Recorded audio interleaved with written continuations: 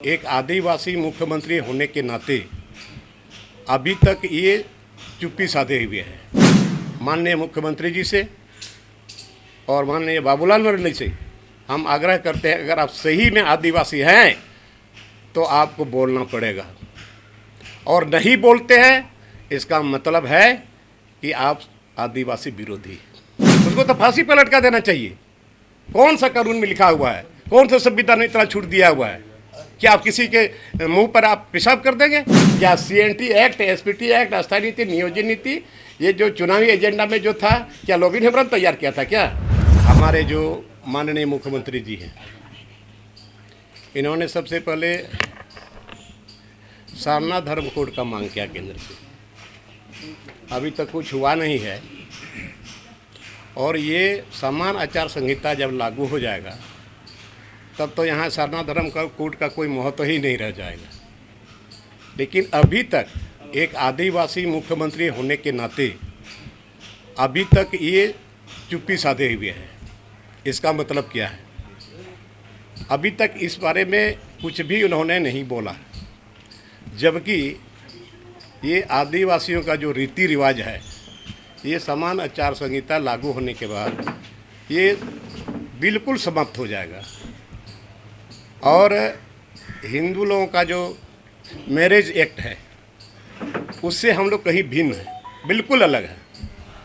और केवल मुख्यमंत्री ही नहीं, हम तो भारतीय जनता पार्टी के माननीय बाबूलाल मरंडी, वो भी एक आदिवासी हैं। लेकिन ये आचार ने आज पर इस पर किसी भी तरह को भी चुप्पी साधे हुए है। मैं इन दोनों से जानना चाहता हूं कि एक आदिवासी बाहुल राज्य में आज आदिवासी का जो रीति रिवाज जो समाप्त होने वाला है, तो कम से कम इन लोगों को चुप्पी नहीं, इन लोगों को मुंह खोलना चाहिए, इसका विरोध करना चाहिए। कांग्रेस पार्टी ने विरोध किया है, लेकिन आज यहाँ पर जो आदिवासी लोग हैं, आज जो उनका परंपरा है, आज जो उसका रीति रिवाज है, ये बच्चे इसके लिए भी इसको फिक्र नहीं है। इसलिए हम माननीय मुख्यमंत्री जी से और माननीय बाबूलाल मरंडी से हम आग्रह करते हैं, अगर आप सही में आदिवासी हैं तो आपको बोलना पड़ेगा, और नहीं बोलते हैं इसका मतलब है कि आप आदिवासी विरोधी। और इसीलिए मैंने सोचा कि नहीं, कम से कम आप लोगों के माध्यम से मैं माननीय मुख्यमंत्री हेमंत सोरेन जी को और हमारे माननीय प्रदेश अध्यक्ष जो हैं भारतीय जनता पार्टी के बाबूलाल मरंडी जी को, मैं आप लोगों के माध्यम से उन्हें संज्ञान में देना चाहता हूं कि आप जितना जल्द हो सके आप इसका विरोध करें, अन्यथा पूरा आदिवासी समाज आप दोनों का विरोध करेगा। थोड़ी ना क्या हो रहा है नहीं हो रहा है, लेकिन अभी तक जो हमारे जो मुखिया है वो क्यों नहीं बोल रहे हैं? केंद्र सरकार रिपोर्ट मांगा गया है, रिपोर्ट देंगे, बट इस स्थिति में अभी चारों तरफ लोगों के मुंह से हम भी सुन रहे हैं। जो हेड है सुशील मोदी तो सपोर्ट किए ही आप लोग का, अलग रखने की बात कहा है। क्या अलग रखने की बात है? अभी तक कुछ नहीं हुआ, लेकिन आज बोलना चाहिए कि नहीं बोलना चाहिए? आज से अलग रखने की बात कही है सुशील कुमार मोदी ने, कहीं स्पष्ट नहीं है, कहीं स्पष्ट नहीं है। प्रेस में आना जाता है, झारखंड में नहीं रहते, छत्तीसगढ़, मध्य प्रदेश, गुजरात हो गया आज, जहाँ झारखंड में शुरू रहता है और सब जगह भी होगा।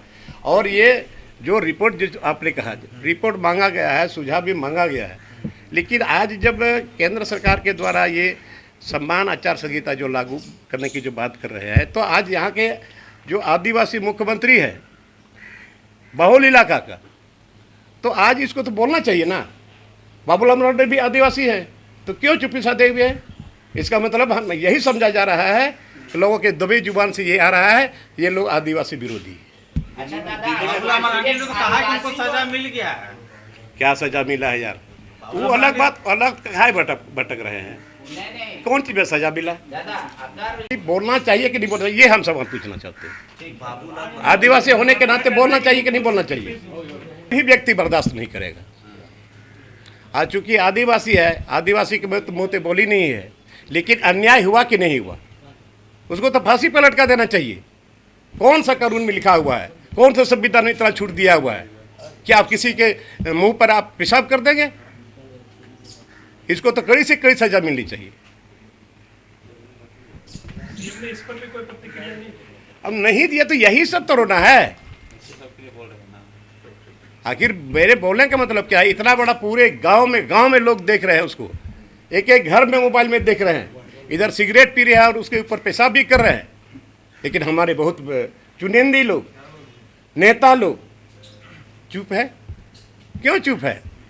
माने कोई दर्द नहीं है? एक आदिवासी के ऊपर में पेशाब किया जा रहा है, उसको कोई दर्द नहीं है? ये तो किसी पर नहीं होना चाहिए। आदिवासी क्या किसी पर नहीं होना चाहिए। अगर किसी पर भी होता है तो ये अन्याय है। नहीं बोले आपके क्षेत्र में बांग्लादेशी क्या हमारा इतना विरोध किया हम अपना आप कहाँ बोरियम कभी बोले में, हैं? एकदम बोरियम हमारे विरोध किया। क्षेत्र में बांग्लादेश का घुसपैठ बैठा हुआ है, ये तो हम बोले हैं पहले भी। आप कभी नहीं बोले हैं। अरे भैया हम कैसे नहीं बोले? क्या बात करते हैं? हम बोले हैं कि बांग्लादेशी, ये तो कोर्ट ने संज्ञान में लिया इनको। तो आज कम से कम बांग्लादेशी कौन है उसका सर्वे होकर उसको निकासित किया जाए। आपके यहाँ से बस चल रही है 4-4, चाय बस आ रही है, पता है आपको? बहुत बसें चल रही है। सब बांग्लादेशी घुसपैठ। अरे भाई सरकार का काम है ना, तो सरकार क्यों चुप बैठी हुई है? केंद्र सरकार क्यों चुप बैठी है? स्टेट गवर्नमेंट क्यों चुप बैठा हुआ है? इस पे उसकी जिम्मेवारी है ना। क्षेत्रीय विधायक हैं, क्षेत्रीय भी होने के, अरे भाई सरकार में हमारे मुख्यमंत्री जी हैं, क्यों नहीं सर्वे करा रहे हैं? अभी तक ये सर्वे नहीं शुरू हुआ, कौन सर्वे करेगा? सब लोग जान रहे हैं, सुना ही नहीं जा रहा है। उल्टे हम ही को बोलता कि ये बागी है, ये खिलाफ में बोलता है। क्या खिलाफ में हमने आज तक बोला? क्या सीएनटी एक्ट, एसपीटी एक्ट, अस्थायी नीति, नियोजन नीति, ये जो चुनावी एजेंडा में जो था, क्या लोगिन हेम्ब्रम तैयार किया था क्या? वो लोग जवाब देना। तो अगर ये चीज़ हम बोलते हैं, और बार बार इस बात को मैं बोलता हूँ, गुरुजी हमारे नेता है, हम उसका चेला है, और उन्होंने बोला कि जहाँ गलत होगा आपको लड़ाई लड़ना है, इसके खिलाफ में बोलना है। हम बोल रहे हैं और बोलते रहेंगे। अभी सदन से हम लोग का शुरू होने वाला है, फिर इस बात को हम दोहराएंगे। तो लोग बोलते हैं बराबर एक ही बात को बोलते हैं, एक ही बात का यार, एएसपीटी एक्ट, सीएनटी, यहाँ के आदिवासियों का, यहाँ के मूलवासियों का ये बचाव को है, इसके बारे में हम बोलेंगे कि नहीं बोलेंगे? तो क्या हम सत्ता में हैं तो हम चुप रहे क्या? नहीं हो सकता इसमें। Thank you.